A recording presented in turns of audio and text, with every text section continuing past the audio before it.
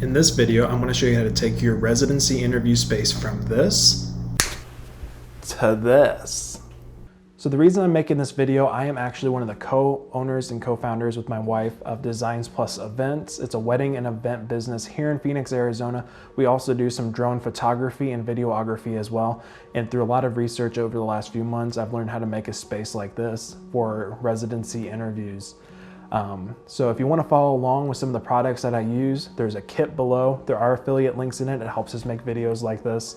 And it's what a lot of the products are ones we're using in this video, and some of them are ones that maybe I'm not using, but they do fit the qualifications for what you would need. Now, without any further ado, here are the 5 tips that are going to make you stand apart in your residency interviews. So tip number 1 is going to be hardwiring yourself into your internet. You don't want to use Wi-Fi because you don't want it to drop. So all you're going to have to buy is an Ethernet cable and an adapter to fit whatever computer you're using, ranging from 20 to 40 bucks. I link what I use for my MacBook Pro below. Just make sure you do this. You don't want to lose the call, have laggy internet or something for something that could have been prevented for just a few dollars. So if you do anything from this, make sure you follow this tip. So for tip number 2, the video is going to be a big portion of this experience. You don't want to use your webcam on your computer. Typically, they're just not that good. For $8, you can use an app called EpoCam. It's through a company called Kinomi. It actually allows you to use your iPhone or Android device as a webcam, which I am doing right now. You can have HD video from it, and you just want to make sure it's connected directly to your computer so that way you're not having extra signals that could lag. But I did find this to be a good option that I will most likely use. You can use other webcams, and I did link some ones below. I would love to get a Logitech. They're just sold out everywhere thanks to COVID. But you do want to make sure if you get a webcam, make sure it's something that does high def, and also make sure that it's not a wide angle lens. That'll just kind of distract from your picture. That's for a whole conference room setting. What we're actually shooting for is to be able to have a camera that's focused on you and your scene. So avoid wide angle lenses if at all possible. So for tip number 3, the audio is a very key portion of this interview experience. I'm using a lapel or lavalier microphone. I do link below. It comes in a pack of 2. Just share one with your friend or have an extra one in case a dog eats it or something. But this is a good way to be able to mic yourself, have good audio. Make sure it's anywhere from 8 to 14 inches from your mouth. That'll provide the best sound. And you could also get a condenser mic that's more considered a podcasting microphone as well. Just know if you do that, make sure you set it up the right way. And again, that 8 to 14 inch rule would still apply.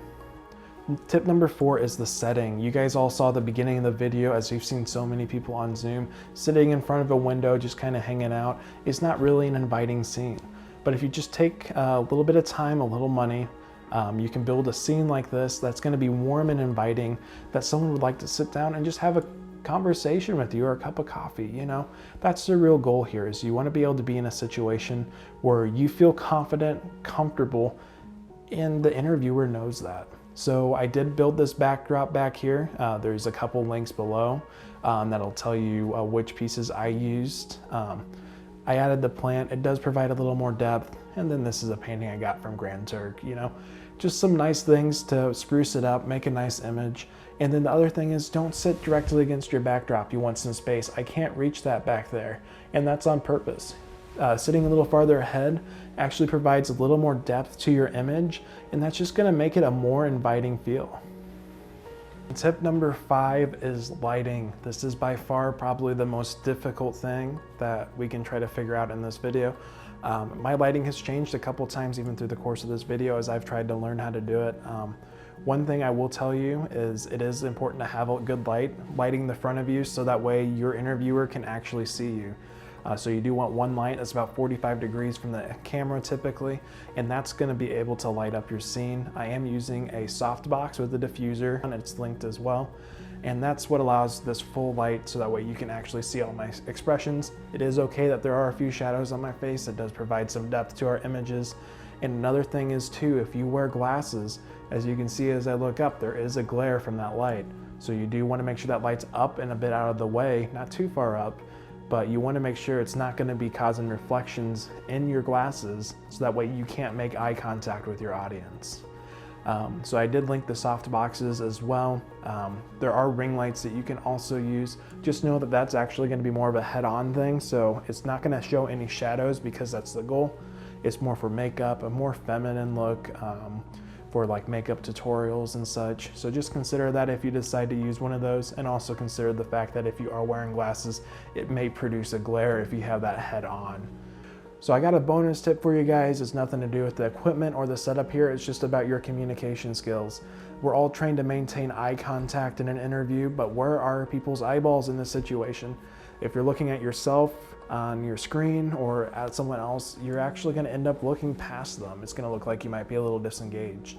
So my tip to you, and you're going to have to practice this, is by looking at the lens on your camera and actually talking to that lens. That is the eyeball that you're looking for. It seems kind of weird, and it's a little difficult to watch people's facial expressions this way, but by doing this, you will appear more professional and more engaged. All right, thank you guys for being willing to watch this video. The goal of this is to be able to build a nice, inviting studio setup for less than a plane ticket that you would have had to buy without COVID. If you have any questions, anything that you'd like to know a little bit more about, just feel free to reach out to me. I'm more than happy to help out. And everyone, good luck with your interviews. You're gonna kill it.